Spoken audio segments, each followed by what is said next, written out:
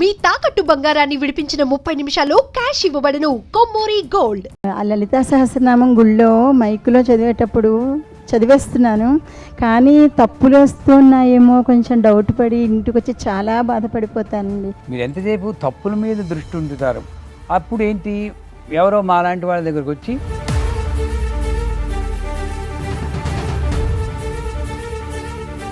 పూజలో ఏకాగ్రత కుదరడానికి ఏదైనా సలహా? పూజలో ఏకాగ్రత కుదరాలి అంటే ముందు మంత్రం కన్నా కూడా మానసికంగా పిల్లలు ఒడుగులు అయ్యాయండి. వాళ్ళు వర్క్లు ఇవి అవి అని ఒక్కొక్కసారి స్నానం చేయకుండా గాయత్రి మానేస్తున్నారు. వాడు స్నానం చేయలేదు, గాయత్రి చెప్పలేదు అంటే కొంతవరకు కారణం తల్లిదండ్రులు. ఇంట్లో వీళ్ళు మంత్లీ ప్రాబ్లం వచ్చినప్పుడు దీపం పెట్టద్దు, మీరు కూడా పెట్టద్దు అని ఇంట్లో అలా తిరిగేస్తారు. అది పెట్టచ్చా పెట్టకూడదా అనేది. ఏది ఏమైనా సరే శారీరకంగా జరిగే మార్పులని ఆధ్యాత్మికంతో లింక్ పెట్టకూడదు. నమస్కారం, వెల్కమ్ టు సుమన్ టీవీ. నేను గీతాంజలి. అందరికీ శ్రావణ మాసం శుభాకాంక్షలు. శ్రావణ మాసం అనగానే ప్రతి ఇల్లు కూడా ఎంత కళకళలాడుతుందో ఆ మహాలక్ష్మి పూజలతోటి. ఇందులో భాగంగా వరమహాలక్ష్మిని పూజించుకునేటువంటి ఒక దివ్యమైన పండుగ దినాలని చెప్పుకోవాలండి. వరమహాలక్ష్మి పూజ విధానమే చాలా ప్రత్యేకంగా ఉంటుంది. అయితే మనకి ఎన్నో సందేహాలు ఉంటాయి వీటి పట్ల. అమ్మవారిని ఎలా పూజించాలి, ఎటువంటి నియమాలు మేము పాటించాలి, ఏం వాయినం ఇవ్వాలి, అమ్మవారికి ఏం పెట్టాలి, అలాగే అమ్మవారికి ఏ పుష్పాలతో అర్చించాలి, ఇలా ఎన్నో సందేహాలు. వీటన్నిటిని నివృత్తి చేసేందుకు కార్యక్రమాన్ని ఏర్పాటు చేసాం. అలాగే ఎంతోమంది మహిళామణులు వారికి ఉన్నటువంటి సందేహాలు నివృత్తి చేయడానికి అలాగే స్టూడియో కూడా ఆహ్వానించాం. అలాగే మనకున్నటువంటి సందేహాలు నివృత్తి చేయాలంటే ఒక మహా వ్యక్తి కావాలి. అందుకనే మేము ఆహ్వానించాం గురు కరుణామయ్య గారిని. వారు శ్రీ విద్య ఉపాసకులు. ఎంతో మందికి శ్రీ విద్యను అంటే ఉపాసన చేశారు, మంత్రోపదేశం చేశారనమాట చాలా మందికి. అందులో భాగంగా వారిని మేము ఈ సందేహాలు అడిగితే ఖచ్చితంగా అందరి ముఖంగానే నేను చెబుతానన్నారు. ఇక ఆలస్యం చేయకుండా కార్యక్రమాన్ని ప్రారంభిద్దాం. స్వాగతం పలికేద్దాం గురువు గారికి. గురుగారు నమస్కారం అండి. చాలా సంతోషం మరొక మారు మిమ్మల్ని కలవటం. ఈ విధంగా ఎంతో శుభప్రదమైనటువంటి ఈ శ్రావణ మాసంలో ఆ లలితా సహస్రనామం గుళ్ళో మైకులో చదివేటప్పుడు చదివేస్తున్నాను, కానీ తప్పులు వస్తున్నాయేమో కొంచెం డౌట్ పడి ఇంటికి వచ్చి చాలా బాధపడిపోతానండి. దానికి ఏమన్నా బాధపడండి, మంచిదే. ఎందుకంటే తప్పులు వస్తున్నాయేమో అని బాధపడుతూనైనా కంటిన్యూ చేయాలి. అప్పుడు కొన్నాళ్ళకి ఆవిడే ఏదో కరుణ వెళ్ళి మంచి చేయిస్తుంది. ఇప్పుడు మన ఇంటర్నెట్లో పెద్దవాళ్ళు సంగీతం నేర్చుకున్న వాళ్ళు అన్నీ రైట్గా చదువుతున్నారన్నా 1,00,000 తప్పులతో ఉంటాయి. పెద్ద పెద్ద సంగీత వాగ్గేయకారులు లాంటి వాళ్ళు కూడా తప్పులు చదువుతున్నారు. ఎవరో ఒకళ్ళో ఇద్దరు సరిగ్గా చదివేవాళ్ళు ఉన్నారు. సామవేదం షణ్ముఖ శర్మ గారు, చెల్లకరే బ్రదర్స్ నాకు తెలిసిన వాళ్ళు, చాగంటి వారు శుభ్రంగా చదువుతారు. మిగతా అందరూ ఎవరితో తప్పులు చదువుతారు. కానీ మీరేంటంటే అక్కడ మీరు ఎంతసేపు తప్పుల మీద దృష్టి ఉంచుతారు. అప్పుడు ఏంటి, ఎవరో మాలాంటి వాళ్ళ దగ్గరకు వచ్చి అసలు లలితా సహస్రనామం ఏం తప్పులు జరుగుతాయి, ఎలా కరెక్ట్గా చదవాలో ఒకసారి నేర్చుకోండి అంతే. లక్ష రోమ లతాధారత సమున్నేయ మధ్యమ, రైట్. అది లక్ష రోమ లతాధార తాసమున్నేయ మధ్యమ. తాసమున్నేయ ఏమిటి? దుష్ట దూర దురాచార శమని దోషవద్యత, తప్పు. అది ఇలా కరెక్ట్ చేసుకుని దుష్ట దూర దురాచార శమని ఇలాగ నేర్చుకుని చదవండి. బాధపడడం తప్పేం కాదు, కానీ దానికోసం మానేయకండి. ఎవళ్ళు ఏం చెప్పినా ఇంటర్నెట్లో కాదు ఎక్కడ చెప్పినా ఇలా చదవకూడదు, దీక్ష ఉంటేనే చదవాలి, అది తప్పులు చదివితే తప్పు, ఎవరు చెప్పినా వినకండి. ఏం వచ్చినా నేను మానను, ప్రహ్లాదుల్లా ఉండాలి. హిరణ్యకశిపుడు పావుల చేత కరిపించినా మానలేదు. ఆ ప్రహ్లాదుడు మీకు అనుగ్రహించుగాక అని కోరుకుంటున్నాను. నా పేరు రమణి. పిల్లలు ఒడుగులు అయ్యాయండి. వాళ్ళు వర్క్లు ఇవి అవి అని ఒక్కొక్కసారి స్నానం చేయకుండా గాయత్రి మానేస్తున్నారు. దానికి ఏమన్నా? మీ సమస్య కాదు. నేను అమెరికాలో ఒక ఇంటికి పూజకి వెళ్ళాను. వాళ్ళు పిట్స్బర్గ్ టెంపుల్లో మన రూపాయల్లో చెప్పుకోవాలంటే 26 లక్షల రూపాయలు ఖర్చు పెట్టి అబ్బాయికి ఒడుగు చేయించాడు. అంత ముందు రోజే చాలా ముచ్చటపడ్డాను. ముచ్చటపడి నమస్కారం అంటే ఫ్లవర్ చెప్పాను. ఫ్లవర్? వాట్ ఫ్లవర్ అన్నాడు. అమ్మో కేసులా ఉంది, డేంజర్లా ఉంది. నిన్ననే ఒడిగైంది. ఓకేనా, నీ గోత్రం. డాడ్ వాట్స్ యువర్ గోత్ర అన్నాడు. ఆ మహానుభావుడు ఒక్క నిమిషం మా నాయనమ్మని అడిగి చెప్తాను నాయన, మీ నంబరు ఆ ఇంట్లో నేను పూజ చేయలేదు. అవునండి, నేను ఎందుకు చేయను అక్కడ? నీ తెలియనప్పుడు గోత్రము ఏమీ తెలియకుండా ఆ 26 లక్షలు అనాథ శరణాలకు ఇస్తే వాళ్ళు బాగుపడుతున్నారు. ఇది వేసుకున్నందులో ఏమీ లేదు. అంటే దానికి కొంతవరకు కారణం మన ఇంట్లో పెద్దవాళ్ళు పొద్దున్న లేచి సంధ్యావందనం చేస్తున్నారా, వాళ్ళు పొద్దున్నే లేస్తున్నారా, వాళ్ళు ఎటువంటి జీవితం గడుపుతారు, వాళ్ళని మాత్రమే అనడానికి లేదు. మనం ట్రెండ్ సెట్ చేసామనుకోండి, ఇప్పుడు పురోహితులు ఉన్నారు, వాళ్ళ ఇళ్ళలో సాధారణంగా పిల్లలందరూ పొద్దున్నే లేసారు. ఎందుకు? వాళ్ళందరూ దాంట్లోనే ఉంటారు. మనం ఆఫీసులకు వెళ్తూ ఉంటాం, మన పాటి మనం వెళ్తాం, మనం ఉడుగులు చేయించే వాళ్ళు చేయాలంటే ఎలా చేస్తారు?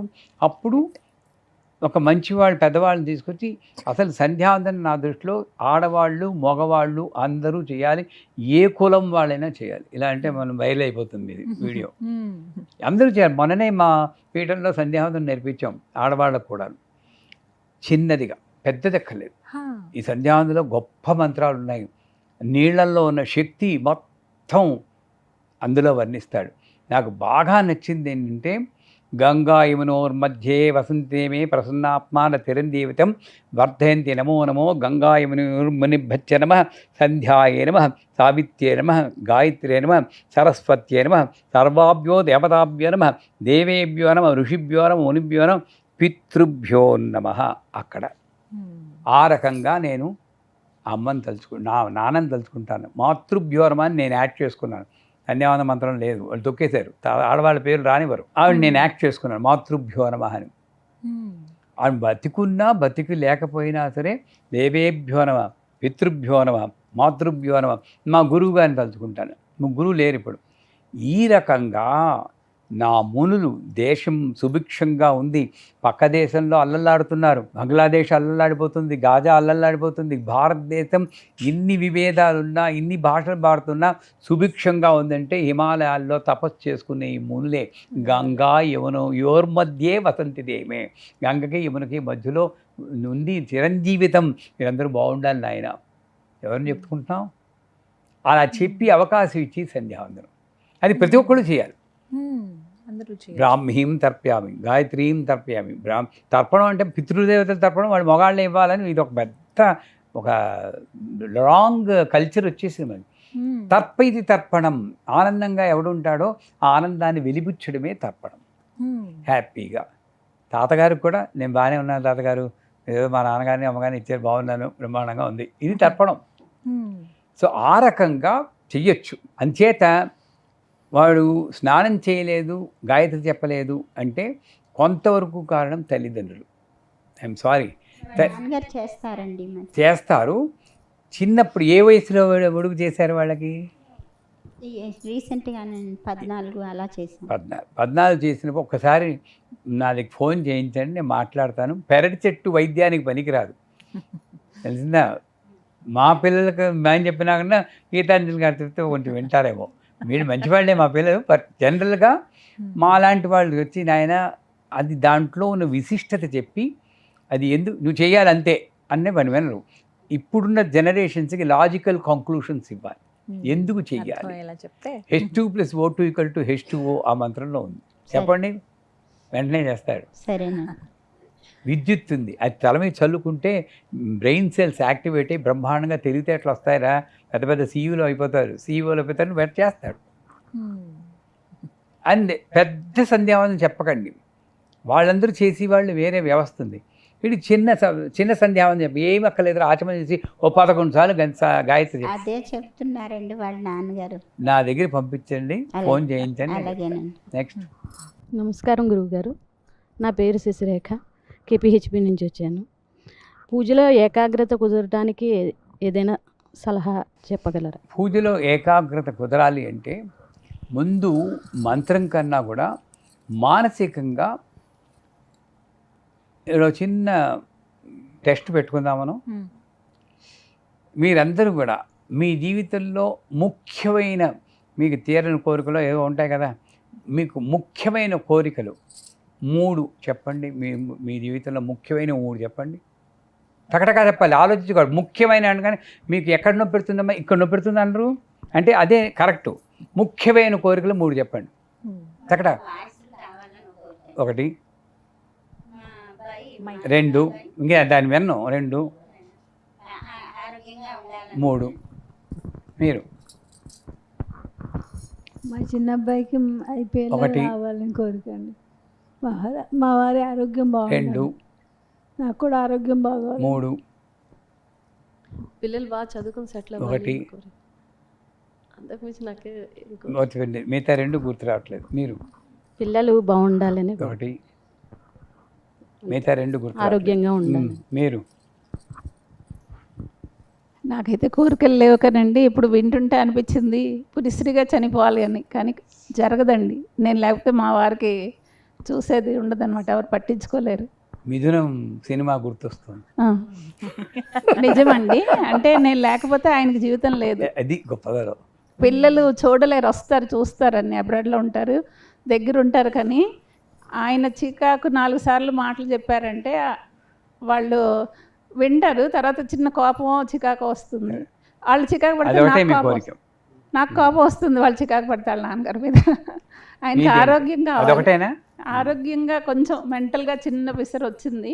75 ఇయర్స్ ఆయనకి, కాబట్టి ఏజ్ వైజ్ వచ్చింది, కానీ నాకు కోరిక తీరదు అనేసి నేను అనుకుంటున్నాను. మిమ్మల్ని మీరే ఆశీర్వచనం చేసుకుంటున్నాను. అమ్మవారి దండ పెడతా, కానీ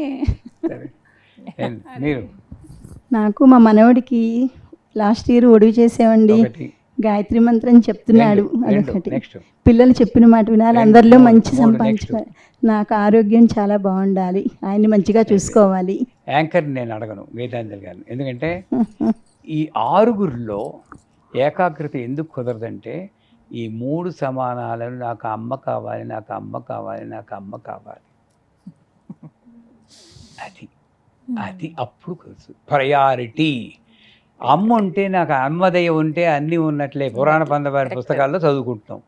ఏం లాభం? Learn, implement, experience. LIE లై, అది 3 ప్రిన్సిపల్స్ పెట్టుకోండి. లెర్న్, నేర్చుకోండి, చదువుకుని చదవండి, ఈ ప్రవచనాలని వినండి, వాళ్ళవి వెళ్ళి. ఇంప్లిమెంట్, ఇది కాదు, ఇంప్లిమెంట్, పాటించండి. అండ్ దెన్ ఎక్స్పీరియన్స్, అనుభవించండి. మనం learn learn learn learn learn learn వినటం వరకే. ఇంప్లిమెంటేషన్ అది, ఆ ఇంప్లిమెంటేషన్ ఉన్నప్పుడు ఇన్ని ప్రవచనాలు. నాకు మీరు ఫ్యాన్సే, విన్నాం ఓహో చూసామన్నారు. నేను ప్రతి వీడియోలో చెప్పేది అమ్మే ముఖ్యం, అమ్మే ముఖ్యం.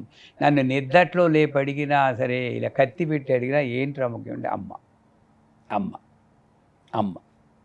చిన్నపిల్లాళ్ళ అమ్మమ్మను కొట్టుకోగలిగినప్పుడు ఏకాగ్రత ఆటోమేటిక్గా వస్తుంది. కానీ నెంబర్ 1 అది ముఖ్యం, మీరు అలవర్చుకోవాలి. రెండోది, ఏకాగ్రత అలవడడానికి ముందు గణపతి ముఖ్యం. మూలాధారం యాక్టివేట్ అయితే ఏకాగ్రత. అనుమానము, భయము క్రియేట్ చేసి శ్రద్ధ, బుద్ధి, కుశల ఏకాగ్రత లేకుండా చేసేటటువంటి ఆ స్థితి, శ్రద్ధ లేకుండా, ఏకాగ్రత లేకుండా ఉంటుంది, భయము, అనుమానం వల్ల. అంచేత గణపతి మంత్ర ఉపాసన చేస్తే, ఎవరి దగ్గర దీక్ష తీసుకుని, గణపతి 28 అక్షరాలు ఉంటాయి. ఆ 28 అక్షరాలు 28 మంది దేవతలు శ్రీచక్రంలో మొదటి ఆవరణలో ఉంటారు.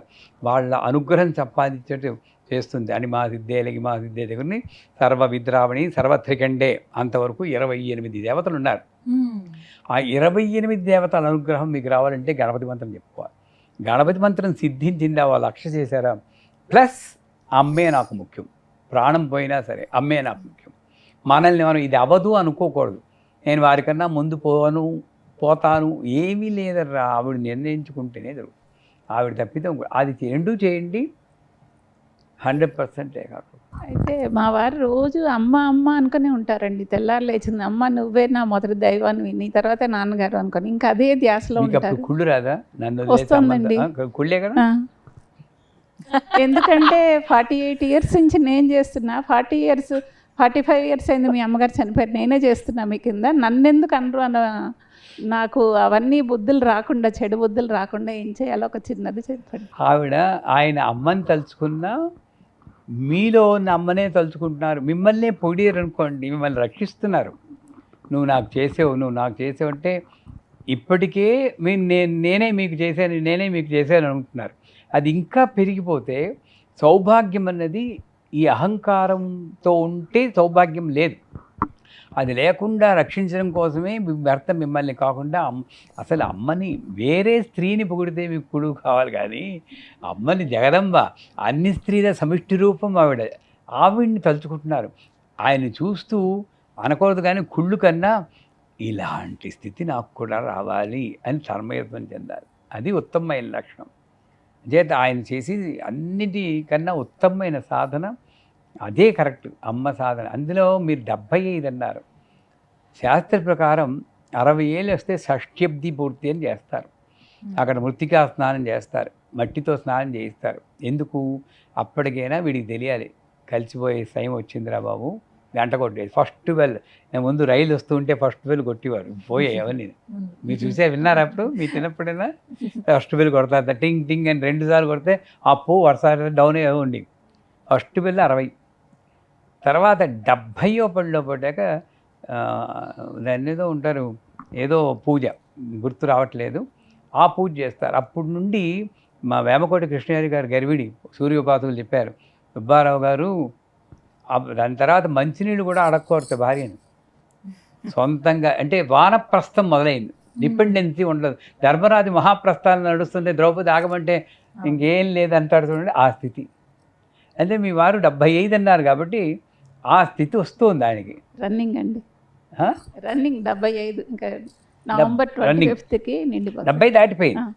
అంచేత మెల్లిగా ఇండిపెండెన్స్గా వానప్రస్థంలోకి వెళ్ళి సన్యాసము ఉంటే కాషాయ వస్త్రాలు వేసుకోవడం కాదు, అన్నిటి నుండి విడిపడి అక్కడే ఉంటున్నా దేనితోటి సంబంధం లేకుండా ఆ తాదాత్మ్యంలో అమ్మ అమ్మ అమ్మ అనుకోవడం, ఆ స్థితికి చేరుకుంటున్నారు. సంతోషించండి.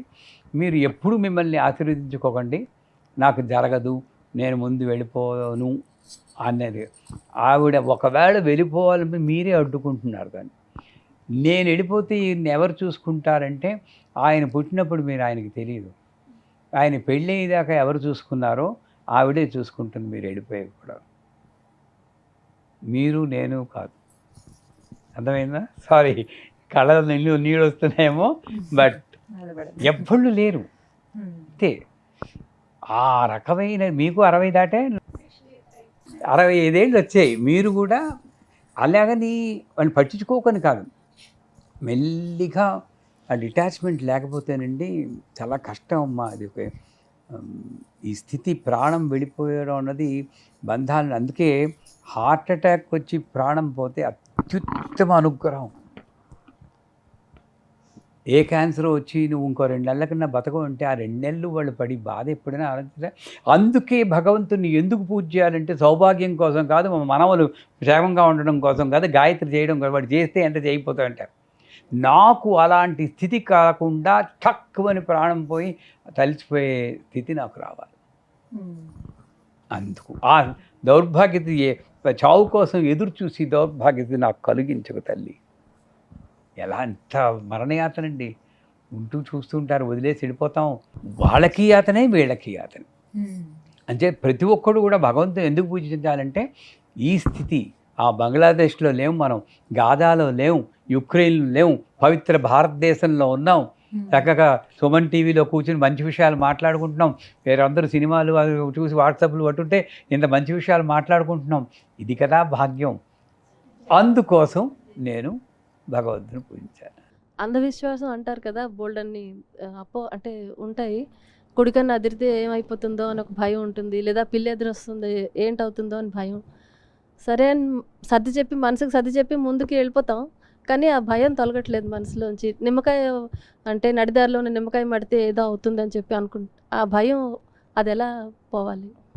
ఎవరు జనబే చేయడైనా ఒక ఒంటి స్తంభం మేర కొట్టించుకుని తక్షకుడు కాటుని రప్పించుకోవడానికి 7 రోజులు భాగవతం సప్తాహం విన్నాడు. ఏమైంది? పురుగు రూపంలో వచ్చి తక్షకుడు కాటేశాడు. అంటే అర్థం ఏమిటి? నువ్వు ఎంత జాగ్రత్త తీసుకున్నా జరిగేది జరగక మాను. నువ్వు నిమ్మకాయ తుక్కినందు రావట్లేదు. మృత్యవే స్వాహ మృత్యవే స్వాహ ప్రాణానాం గ్రంథిరతురుద్రామాం విశాంతక తేనాన్నేనాప్యాయస్వ నమో రుద్రా విష్ణవే మృత్యుర్మే పాహి మమ మృత్యుర్నశ్యతాం ఆయుర్విద్యతాం అని రుద్రం చెప్తుంది. అంటే చావుని తగ్గించి పంచమని. అంటే 500 ఏళ్ళు బెడ్ మీద పడుకోమని కాదు, ఈ భయమే చావు. చస్తూ బతుకుతున్నాం మనం భయపడుతూ. అలా అయితే ఇలా ఆ మృత్యువు నుండి రక్షించు తండ్రి అని శివుని వేడుకుంటాం. దానికి రుద్రం చదవండి. ఇందాక ఎవరో ఆడవాళ్ళు రుద్రం చదవదా అని మొదలెట్టారు. అసలు ఆడవాళ్ళు మగవాళ్ళు లేరండి, ఒక జీవే. ఈ డౌట్లు ఇక్కడ వాళ్ళకే వస్తున్నాయి. సౌత్ ఇండియాలోనే ఉంది, నార్త్ ఇండియాలో లేవు. పర్టికులర్గా ఇక్కడే ఆంధ్రప్రదేశ్లోనే అనకూడదు, కానీ నేను ఆంధ్ర, ఇక్కడే వచ్చింది. ఎందుకు వచ్చిందో నాకు తెలియదు. కొంతవరకు మన ఛానల్స్ కొంతవరకు కారణం, పుస్తకాలు కొంత కారణం, అన్నీ చదివేస్తున్నాం. ప్రతి ఒక్క చదవచ్చా అంటే శాస్త్రం ఏంటంటే చదవనక్కర్లేదు. ఆడవాళ్ళు హోమం చెయ్యనక్కర్లేదు, రుద్రం చదవనక్కర్లేదు, పురుష సూక్తం చదవనక్కర్లేదు. ఇది కరెక్ట్. ఎందుకు? ఇది చదవాల్సిన అవసరం పురుషుడికి ఉంది. వీడు అహంకార స్వరూపుడు కాబట్టి. నిజమైన స్త్రీకి అహంకారం ఉండకూడదు కాబట్టి, అహంకారం లేని స్థితిలో మీకు ఆల్రెడీ మంచి బలంగా ఉంటే మల్టీవిటమిన్ మీకెందుకు? బలహీనంగా మాకు కావాలి. కానీ వేసుకోకూడదని చెప్పలేదు, వేసుకో అక్కర్లేదు. వేసుకుంటాను, వేసుకోండి, దానిలో తప్పే ఉంది, ఒక ఎక్స్ట్రా. అది కరెక్ట్ పద్ధతి. రుద్రం చదవకూడదని చెప్పడానికి, అసలు భగవన్నామం చదవకూడదని చెప్పడానికి ఎవరికి హక్కు లేదు. మీరు చదవకూడదని నాకు ఎక్కడ హక్కు ఉందండి? నాకు ఉందా, హక్కు ఉందా లేదా నేను చూసుకోవాలి. అదే భగవన్నామం చెప్పడానికి సర్వకాల సర్వావస్థలందు సర్వజనులకు హక్కు ఉంది. కానీ ఉండాల్సిన ఒకటే భక్తి. కానీ ఈ చదివితే ఏదో వస్తుంది అన్న ప్రతిఫలాపేక్షతో చదవడానికి ఎవరికీ హక్కు లేదు. అర్థమైందా? ప్రతి ఒక్కళ్ళు రుద్రం చదవండి. నేను ఇలా అంటే మళ్ళీ వస్తాయి, కమెంట్లు వస్తాయి, నాకు తెలుసు. అయినా సరే నాకు భయం లేదు. అందరూ అసలు అమతిర్మేధ శృతి స్మృతిరనుత్తమా ఎక్కడొచ్చింది అది? పుణ్యకీర్తి పుణ్యలభ్య పుణ్యశ్రవణ కీర్తన ఎక్కడో విన్నామే, లలితా సహస్రనామం. అమతిర్మేధ, మతిర్మేధ కాదు, అమతిర్మేధ అంటే నీ ఆలోచన కన్నా ముందున్నది లలిత. నీకు రుద్రం చదవమని చెప్పిందే లలిత. వేరే యూట్యూబ్లో చూసిన వాళ్ళ వీడియోలు ఎందుకు వినాలి? నాకు ఆలోచనే వచ్చింది, ఈవిడికి వచ్చింది, మీకు రాలేదుగా. ఆవిడకి వచ్చింది, ఆవిడ సెలెక్ట్ చేయబడి రుద్రం చదువుమా, మా ఆయన పేరు నీ నోట మీద వినాలని అని ఆవిడ చెప్పుకుంటోంది. ఈవిడేం చేస్తుంది? అయ్యో భయం వేస్తుంది, చదవకూడదా అంటుంది. ఆవిడ గోల పెడుతుంది, నేను చదవంటుంటే నువ్వు చదవేమిటి తల్లి అని. ఇది స్థితి. అంచేత నీకు చదవాలి అని అనిపిస్తే ప్రతిఫలాపేక్ష లేకుండా కేవలం భక్తితో చదవాలనుకుంటే వెంటనే చదివే. ఏమవుతుంది చూద్దాం. ఏమవదు. మీరు భయంతో చదవడం మానేస్తే అంతకన్నా దౌర్భాగ్యం కొట్టలేదు. ఆలోచన రావడమే, మంచి ఆలోచన రావడమే. మరి ఇన్ని చెప్పిన వాళ్ళు ఇవన్నీ వింటున్నారు. ఉపనిషత్తులు, శాస్త్రాలని కూడా ఎవరిని హింస పెట్టకూడదు, అందరికీ దానం చేయండి, అత్తమామల్ని గౌరవంగా చూసుకోండి, ఇవి పాటించరే? అది పాటించండి, ఇది పాటించండి. నాకు కావాల్సింది మాత్రం అమ్మ రుద్రం చదవడం ఒకటి తప్పింది రా బాబు అని వదిలేస్తున్నాం. అన్నీ చెయ్యండి, మీకు ఏది చేయాలనిపిస్తే అది చేయండి, భక్తితో చేయండి. సరేనా? గురుగారు, గాయత్రి మంత్రం ఆడవాళ్ళు చేయొచ్చు. మీరు నైవేద్యం పెట్టేటప్పుడు ఏ మంత్రం చదువుతారు? మానేది అది ఒకసారి చదివినా చదవకూడదంటే చదవకూడదు. ఉపాసన వేరు, జపం వేరు, ఈ గాయత్రి మంత్రం వేరు. ఇది కూడా మళ్ళీ గాయత్రి మంత్రం అసలు మీ లేడీస్ క్లబ్ ప్రెసిడెంటే ఆవిడ కదండి గాయత్రి. మెయిన్ చదవకూడదంటే ఇంకో నేను అర్థం ఉంది, కానీ మీ లేడీస్ క్లబ్ ప్రెసిడెంట్ మీరు చెప్పకపోవడం ఏంటి? అసలు ఉపాసనగా చెయ్యండి. నీ అసలు పురుషాధిక్యత అన్నది మా గురువుగారు చెప్పేవారు, అనాది కాలం నుండి వస్తుంది. ఉమెన్స్ లిబ్ అని స్వాతంత్ర్యం పోరాటం చేయడం కాదు, ఇక్కడ స్టార్ట్ చేయండి, మంచిగా స్టార్ట్ చేయండి. గాయత్రి మంత్రం ఉపాసన చేయండి. ఏముంది, సంధ్యావందనం కూడా నేను చేయమంటున్నాను. పోనీ సంధ్యావందనం లేని గాయత్రి 11 సార్లు 108 సార్లు చెప్పండి, ఏమవుతుందో చూద్దాం. ఓం భూర్భువస్వః తత్సవితుర్వరేణ్యం ఒక్కటి. ఇది ఒక సిద్ధాంతం ఏంటంటే, ఈ మంత్రాన్ని సుస్వరం, సరైన స్వరంతో చదివితే ఈ పొత్తిగడుపు మణిపూర చక్రం ఇలా ఇలా ముందుకెళ్తుంది. ఓం భూర్భువస్వః తత్సవితుర్వరేణ్యం భర్గో దేవస్య ధీమహి ధియో యో నః ప్రచోదయాత్. మూమెంట్ చూసారా? ఇది పిల్లలు కలిగే వయస్సులో గర్భాశయం మీద ఒత్తిడి పెంచి పిల్లలు కడగకుండా ఉండడానికి ఆస్కారం ఉంది అన్న భయంతో వాళ్ళు అనొచ్చు. కానీ ఇప్పుడు మహామహా పండితులే ఇక్కడ నుండే వస్తుంది. ఇక్కడ నుండి ఎవరికి వస్తుంది?